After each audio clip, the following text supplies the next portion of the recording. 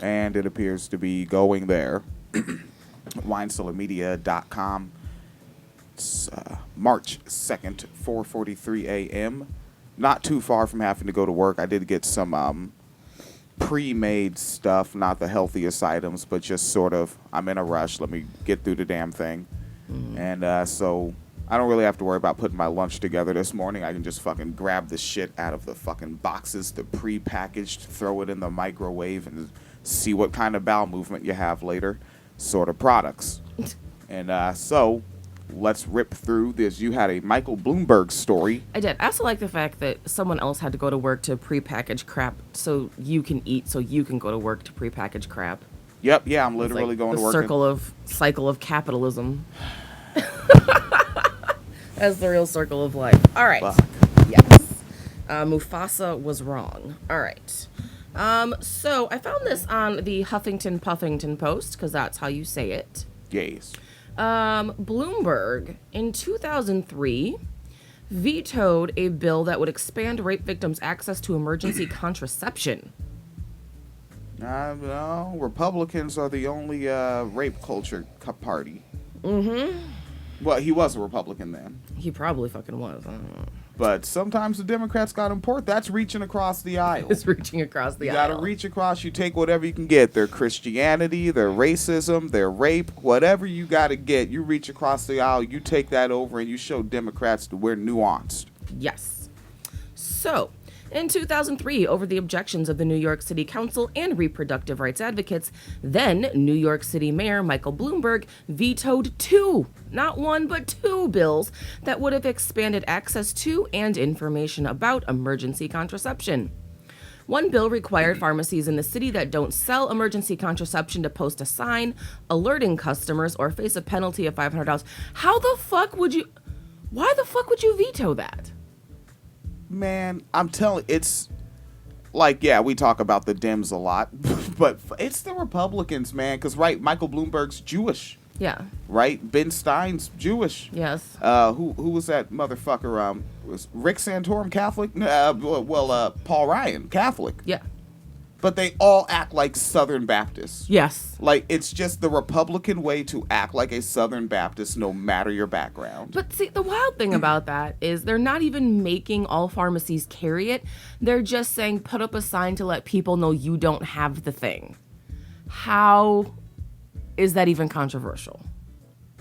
So it's just a sign that says we don't have it or we refuse to carry it. It's a sign that says we don't sell emergency contraception. And he wants that sign up? No, he vetoed a bill that would make it mandatory for pharmacies to have that sign.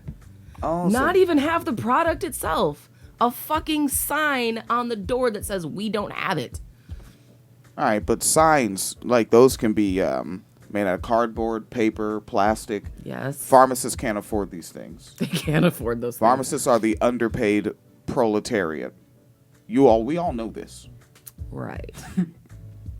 The other bill mandated that emergency rooms in city-funded hospitals provide access to the morning after pill to rape victims if they want it. Wait, a bill. Let's do it again. The other, because remember there were two bills. The first bill was the one that required pharmacies that don't sell emergency contraception to post signs. Nah, let people be surprised. Let people be surprised. The other bill mandated that emergency rooms in city-funded hospitals provide access to the morning after pill to rape victims if they wanted it. What? I don't even know what to fucking say about that. It's New York. New York's liberal. Blue. Very blue. All of New York is the village. Okay. So if somebody gets assaulted, they go to the hospital, they do the rape kit. I don't know if New York is one of those states where it's like mandatory police interaction. I know Illinois is. Like if you go to an ER in Illinois and say that you've been sexually assaulted or abused in any way, they legally are required to call police. I know, even if they're calling the rapist by calling the police. Policed. I did it again. You did it again. And then after all that, finding out that they don't have to have the morning after pill on hand. Yeah. Because then at least they got protected and served on the journey. Right. See? That. So on the upside, the city council overrode Bloomberg's vetoes. But Jesus. All right. And then there's a quote from Oliver Koppel, a Democratic member of the council from 2003, because that's when all this shit went down. He said, quote, "I can't believe the mayor vetoed these bills. This is something that is so important for women to have available to them, and it's just incredible to me that anyone could not respond favorably to making these emergency contraceptive drugs available." Yeah. And of course, at that time, Bloomberg was a Republican, but is now running for the Democratic presidential nomination. Maybe. And I did mention, I said, all these guys, if you're a Republican of any religious background, you act like a Southern Baptist. And wait, there's more to the article? Just that Bloomberg did sign a third bill that required clinics that treat sexually transmitted diseases to carry emergency contraception. So a clinic that treats STDs has to have emergency contraception, but a hospital doesn't. Okay, makes sense. Yeah. What? Hospitals can't accommodate. They're too small. They're too small. The Bloomberg campaign has also noted that the former mayor has received kudos from abortion rights activists during his career. Not over that fucking bill, they didn't. Bloomberg supports abortion rights and has donated millions to groups like Planned Parenthood and Emily's List, which works to elect Democratic women who support abortion access. Donated or invested in. This Invested need to be buying in. endorsements. In 2005, he received the backing of Pro-Choice New York, a major abortion rights group, and Planned Parenthood has given him awards. But he's also donated heavily to Republican politicians who oppose these rights. And in this case, Bloomberg was on the opposite side of reproductive rights groups on the issues of emergency contraceptive bills. The city council conducted an investigation in 2002 and found that only half of the city's emergency rooms gave rape victims the option of using the morning after pill. Only 55% of the 170 pharmacies surveyed in the city carried one type of emergency contraception. And women outside Manhattan, isn't that like the bougie part of New York? Yeah, Manhattan has a rep. So outside Manhattan, especially Staten Island and Queens, women had even less access to emergency contraception. Class praxis. Bloomberg and his administration objected to the pharmacy because they said it would be too hard to They objected to the pharmacy legislation because they said it would be too hard to enforce. Yeah. Fuck it. Sure. They opposed the emergency room mandate because they didn't like that it would interfere with the contracting process and were worried about potential cost during a fiscal crisis. Yeah. You got to think, like, if you spend, like $300 getting some sort of abortion together, well, you can't afford a fucking drone. You can't afford military. a drone. You can't afford a drone to spy on Muslims.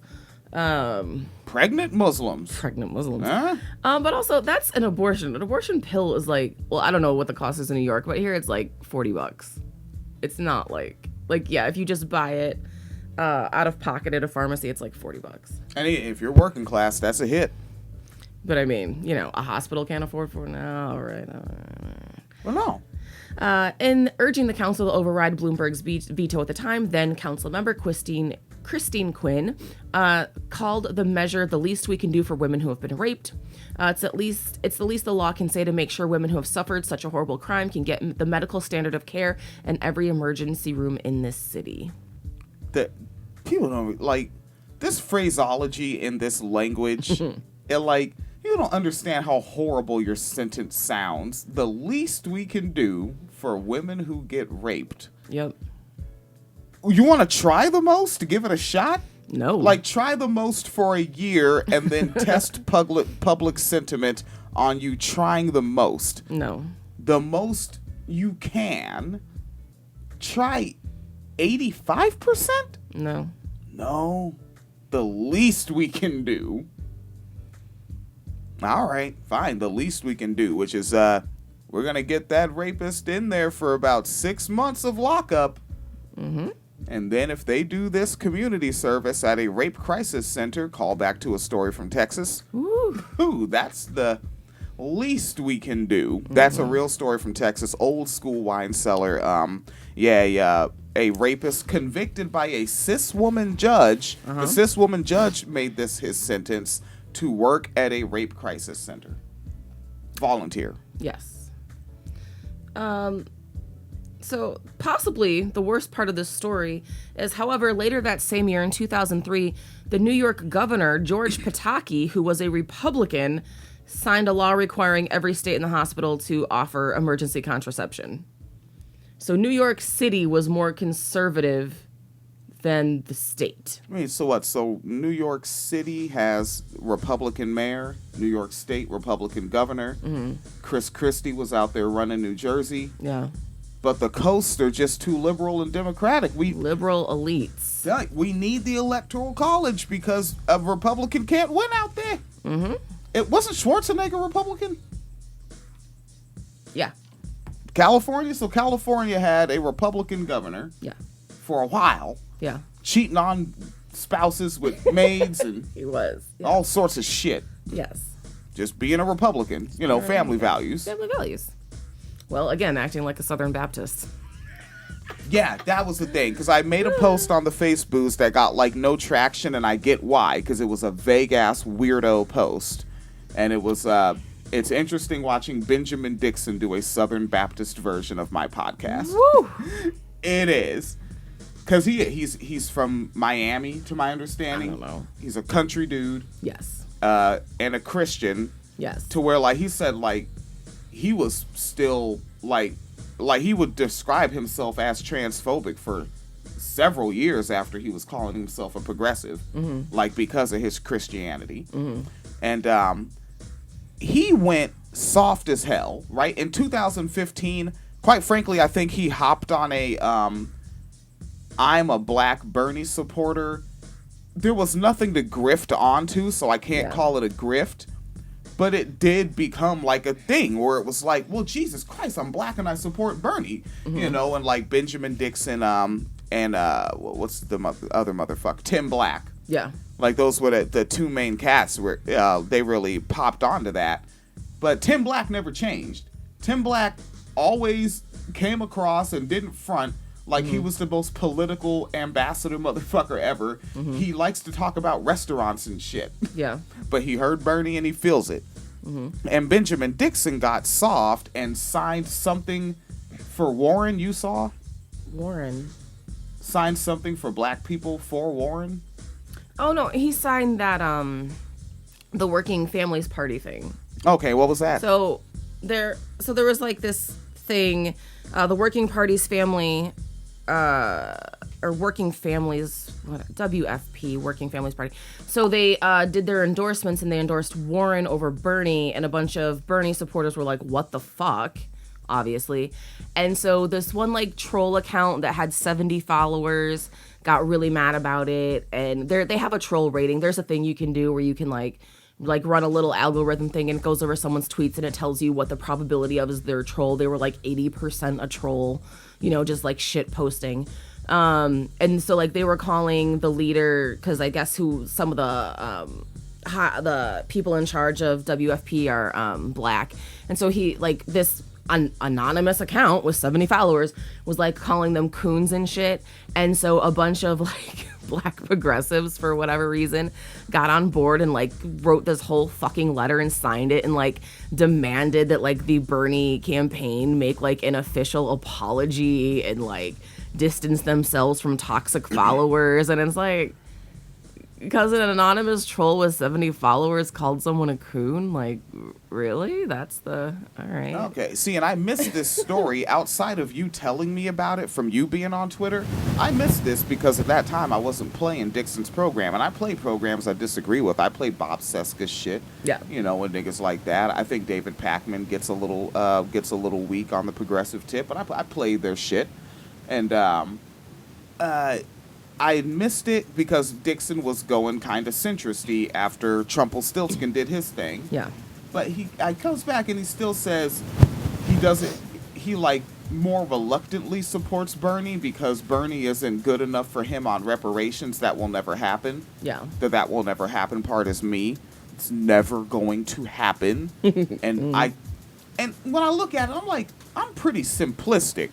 So like these big, high-minded, highfalutin, if I can say that, Yeah. ivory towered niggas, I don't believe that they actually think that. Oh, they don't. Yeah, it's a hustle. They don't actually believe in reparations, and you can tell that people don't believe in reparations because they're not laying groundwork for reparations. But now, Yes. after he stumbled on a video that was already public, it was on the Daily Caller. Yeah. He's just the one who said, "Hey folks, look at this." Yeah. Like he was the download and re-upload, kind of like me when I got a gang of followers. Yeah. Because some Jesse Williams was talking on CNN or MSNBC, and I just downloaded and re-uploaded it, and the fucking clip just got like 700,000 shares, like quickly, and it was like, all right, going to get some podcast hits. Yeah. And what up? Oh, go ahead. Oh yeah, and then Dixon did that with Bloomberg, and he got a gang, like he got over 100 Patreon subscribers like that day. He's been like on MSNBC and stuff too. I think this time around he's more of a Bernie bro, but I think he really just needs the fucking health insurance. No. So I think like that. Oh, you're like reading his tweets. Yeah, I think that's like a factor. Huh. Yeah, which is, legitimate. We all need health insurance. I get it. Yeah. But yeah, it was just like it's just interesting watching if you were to look at it like 6 month increments of all right. Yeah, it's a little different. It's like, yeah, I like Bernie. And they're like, oh, Bernie bros, it's a problem. And now it's like, I am a Bernie bruh. And right, like, that is before the Bernie bruh, a whole tweet was literally just, I'm a Bernie bro. Right. And when that Bloomberg video that was on the Daily Caller that he re-uploaded, when that started getting traction, I think it was CNN that said, well, I mean, if you look at this guy's Twitter, he's clearly a Bernie supporter. But like now, and I've told you about, he does a patron party. We're just riffing about another programmer, but we're riffing. Fuck it. It's 5 a.m. I got to get to work soon. And when I told you that he does a patron party, I only know the audio where he plays like a kind of a West Coasty funk beat, kind of like a 1993 funk beat. Yeah. And shouts out people that recently subscribed to the Patreon. And I was like, he's throwing this party, but he's like literally buck dancing for clicks. Mm-hmm. And then I was just letting it play while getting ready to do this, while getting up this morning. Mm-hmm. And he said, oh yeah, on the private video, yeah, there'll be music, there'll be dancing. And I was like, dancing? So he's going Melissa Harris Perry. He actually is going to dance for these folks. Okay. Wine cellar heads like us because we don't dance. We don't. Yeah. We don't bootlick. We don't. All right, I think I was trying to find because I thought I tweeted about it. Now, of course, I can't find my tweet, which I was mostly just looking for date stamp shit. Let's see. Yeah. Yeah, we're 18 minutes in. That's not bad. Wine cellars. It was supposed to be like 5. We're gonna make that happen. We're gonna get the short clips. Yes. All right, and you're looking for still? Yeah, I don't see it. I'll look more later. What in particular were you looking for? Just when the working families party thing went down. I think it was like August. Oh. So. Yeah, I was on mandatory overtime. Yes. All right. WineCellarMedia.com. Bloomberg on the contraceptions. And, well, Bloomberg is a rape culturist.